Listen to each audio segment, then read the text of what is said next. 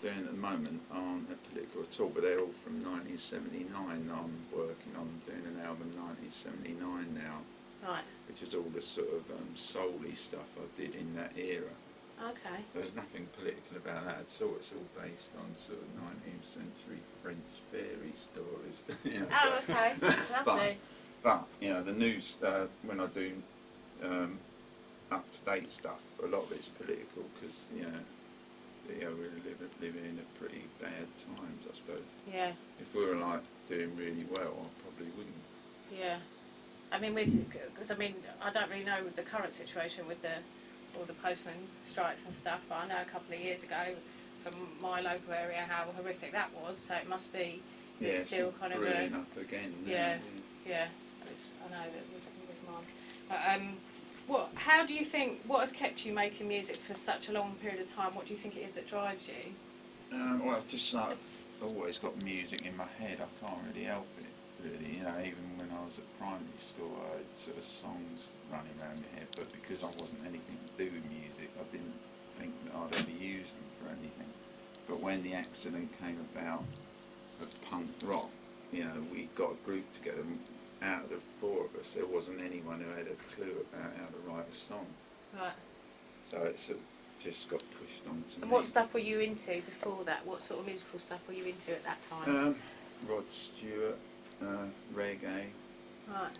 David Bowie, Velvet Underground, all that, Seeds, 13th Floor Elevators, all that sort of thing. And how was your music? I mean, because you have had such a variety. Jonathan Richman, I forgot to mention him. I really liked him.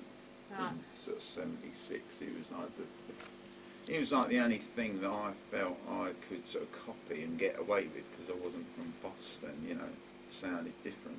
Yeah. I mean, obviously over the years you've encompassed a lot of different genres and influences. So what do you think has changed for you over those years and what you take in? And what do you find now is the most influential things to you? Well, just generally, not even with music, you know, Hoovers and things, like doing hoovering, I always get a tune because the resonance of a hoover is quite a wonderful thing, I think. Every hoover's different. Yeah. I think people could use them a lot more in music. You know, not just turn a hoover on, put it on a track, but if you do a bit of hoovering, you'll notice, you know, all the notes it gives you. And birds out in the garden, same thing. Yeah. Yeah, as I was saying that, I thought, yeah, not just music, because I'm the same. I draw so much from just what's around me, you know, and just stuff like with my dog or whatever. Like she probably gives me the most inspiration in the world. Dogs are good, just what you know, just rhythms being around of trains, you know, with a dog yapping. That would be good. You know? Yeah. Oh, that's interesting.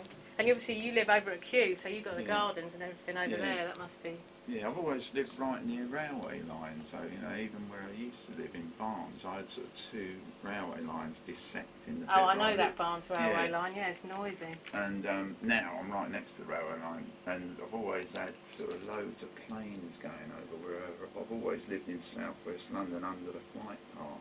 Right. So now I'm not where I used to be, I've just moved a bit further towards Heathrow. And where I work is normally sort of even nearer Heathrow. Sometimes on the perimeter fence, you know. Do you zone out of the noises after a while because you're so used to them? I suppose so, yeah, but they also sort of go into your songs, I think, a lot of these noises, without you knowing about them. Yeah, through your subconscious or whatever. Forget to shut the window when you're using a Ford truck.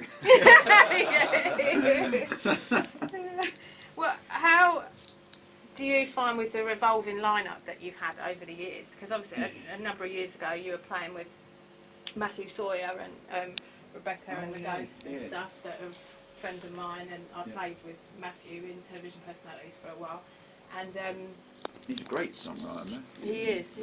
And I was just wondering how, with the changing lineup that you have over the years and the different people that you've worked with, like Edwyn Collins and things like that, how you think that affects you? Does it keep you more vibrant? I mean, how do you pick the people up that you play with normally? Totally by accident.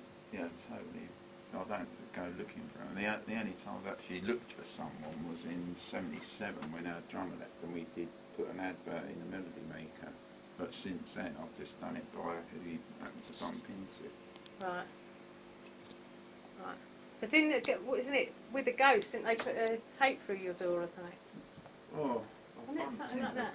Rebecca at a gig, Billy Childish gig, and she gave me a tape of the Ghosts, and we used to cover 2 of their songs. Seagulls was one, and something about his dad dying. That was the other Oh one. yeah. Death Walked In. That's it. Great songs. I just thought these are fantastic. You know, I've got to do these. Yeah. Oh, excellent. Right. Well, yeah, I just was wondering what current stuff you like, and perhaps we're going to go into a song that you picked, the Sexual Objects.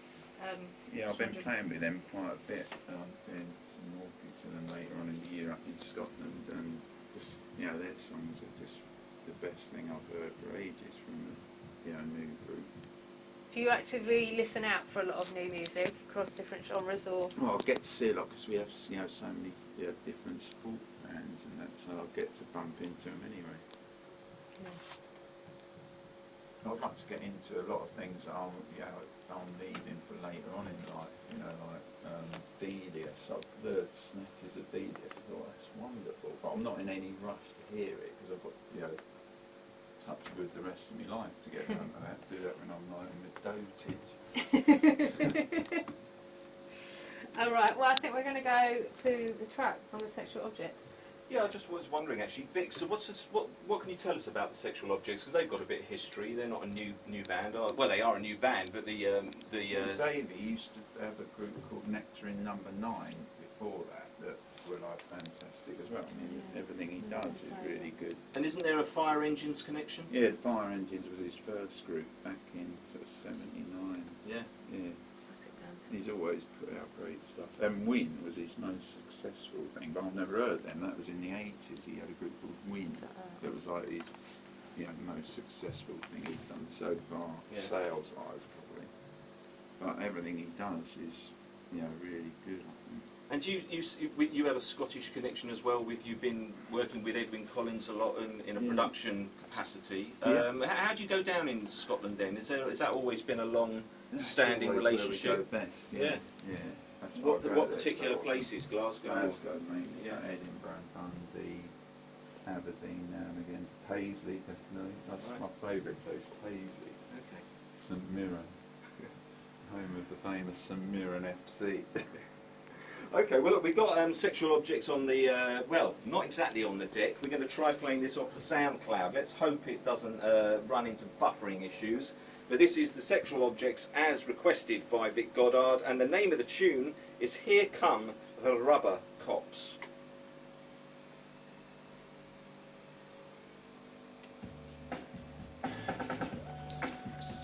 We have